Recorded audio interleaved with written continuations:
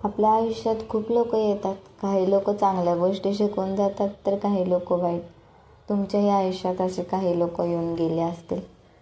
असो, आज आम्ही गेलतो दांडिया बघण्यासाठी. येता येता देवीचं पण दर्शन घेतलं आणि आल्यानंतर मी इथं भिजवलेल्या वाटाण्याची भाजी बनवलेली आणि भाजीमध्ये खूप कमी साहित्य घातलं होतं. तेलामध्ये कांदा परतून घेतला. त्यानंतर इथं पिल्लू पण कसं घेते बघा. त्यानंतर पिल्लूला बघत मी भाजी बनवत होते. ते कांदा चांगला माझा फ्राय होऊन झाला.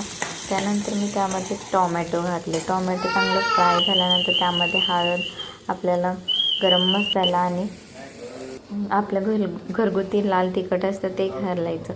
त्यानंतर इथं मी शेंगदाण्याचं कूट आणि कोथिंबीर आणि चवीनुसार मीठ घातलं. भाजी चांगली शिजल्यानंतर मी इथं भाकरी बनवायला घेत आहे. भाकरी माझं बनवून झाल्यानंतर आम्ही जेवण केलं. पिल्लू पण इथं खेळत होतं. पिल्लू खेळते तोपर्यंत आम्ही जेवण करून घेतलं. आणि तुम्हाला व्हिडिओ कसा वाटला नक्की सांगा कमेंटमधून. व्हिडिओ आवडल्यास लाईक करा, शेअर करा, सबस्क्राईब करा. भेटूया पुढच्या व्हिडिओसोबत. बाय.